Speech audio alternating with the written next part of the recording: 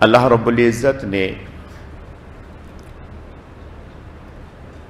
روز اول سے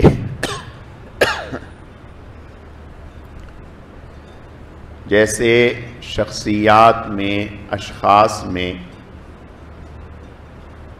بعض کو بعض پر فضیلت دی، انبیاء کو، رسولوں کو غیر انبیاء پر، عام انسانوں پر فضیلت دی، اسی طرح نبیوں کو بعض نبیوں پر فضیلت دی۔ تلک الرسل فضلنا بعضهم علی بعض، اللہ فرماتے ہیں کہ بعض رسولوں کو ہم نے بعض پر فضیلت دی۔ اسی طرح جگہوں کے اعتبار سے بعض جگہ کو بعض پر فضیلت دی۔ بیت اللہ شریف کو روئے زمین کے تمام خطوں پر فضیلت بخشی۔ اس کے بعد رسول اللہ صلی اللہ علیہ وسلم کی مسجد کو فضیلت بخشی، پھر بیت المقدس کی مسجد کو فضیلت بخشی۔ اسی طرح زمانوں میں، دنوں میں، مہینوں میں بعض کو بعض پر فضیلت بخشی، جیسے رمضان المبارک کو دیگر مہینوں پر فضیلت بخشی۔ اسی طرح جمعے کو باقی دنوں پر فضیلت بخشی۔ عشرہ ذی الحجہ کو باقی ایام پر اللہ پاک نے فضیلت بخشی۔ یہ اللہ تعالیٰ کی تقسیم ہے، اللہ پاک نے بعض کو بعض پر فضیلت بخشی، اور اس فضیلت میں اللہ پاک نے اجر و ثواب بھی بڑھا دیا۔ بیت اللہ شریف کا اجر و ثواب الگ، حضور علیہ السلام کی مسجد کا اجر و ثواب الگ، بیت المقدس کی مسجد کا اجر و ثواب الگ۔ اسی طرح سے دیگر مساجد کا معاملہ ہے۔ دنوں میں، عشروں میں عشرہ ذی الحجہ کی فضیلت کو اللہ پاک نے باقی دنوں پر بڑھا دیا۔ اب ایسا کیوں ہے؟ ہم بندے ہیں، وہ خالق ہے۔ بندے کا کام سوال نہیں، بلکہ بندے کا کام تو سر تسلیم خم کر دینا ہے۔ اللہ پاک نے نمازوں کو فرض فرمایا، اللہ پاک نے نمازوں کو وقت میں فرض فرمایا۔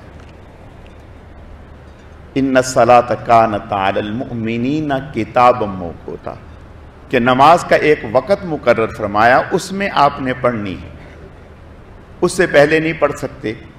اگر کوئی آدمی کہے کہ آج مجھے مصروفیت ہے، کام ہے، میں نے فلاں جگہ جانا ہے، عشاء کی نماز میں ابھی پڑھ لوں، مغرب کی نماز ابھی پڑھ لوں، نہیں پڑھ سکتے۔ کیوں نہیں پڑھ سکتے بھائی؟ کیا مذائقہ ہے؟ میرا وضو بھی ہے، میں مسجد میں بھی کھڑا ہوں، سہولت بھی ہے،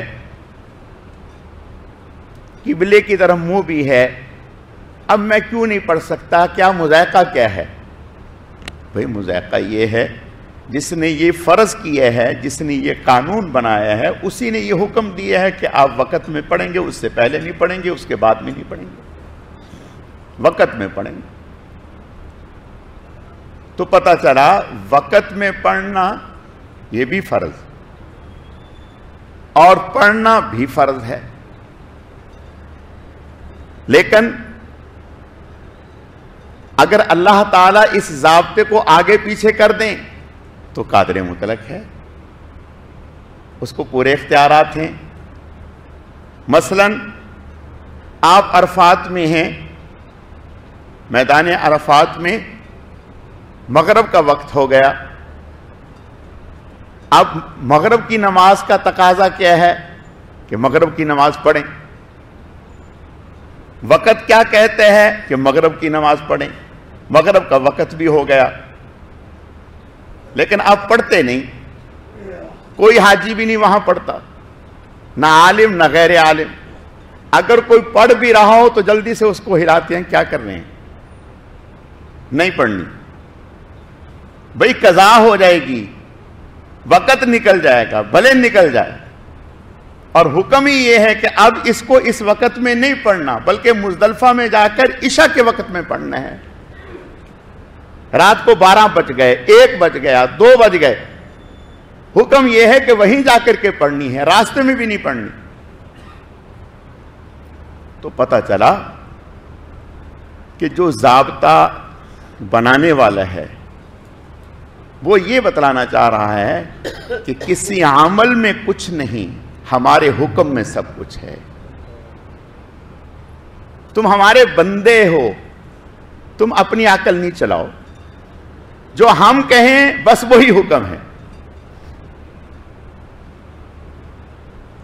ساری دنیا یہاں سے بیت اللہ کے لیے جاتی ہے، اور حدیث شریف میں آتا ہے، آپ صلی اللہ علیہ وسلم کا ارشاد ہے، بیت اللہ شریف پر 120 رحمتیں اترتی ہیں، جس میں 60 رحمتیں صرف بیت اللہ کا طواف کرنے والوں کے لیے، 40 رحمتیں نماز پڑھنے والوں کے لیے، اور اسی طرح 20 بیت اللہ کو خالی دیکھنے والوں کے لیے۔ آپ یہاں سے بیت اللہ، لیکن کیا حکم ہوا کہ 9 ذی الحجہ کو آپ نے بیت اللہ کی نماز کا ثواب 1,00,000 نماز کے برابر ہے، یہ ثواب چھوڑ دیں۔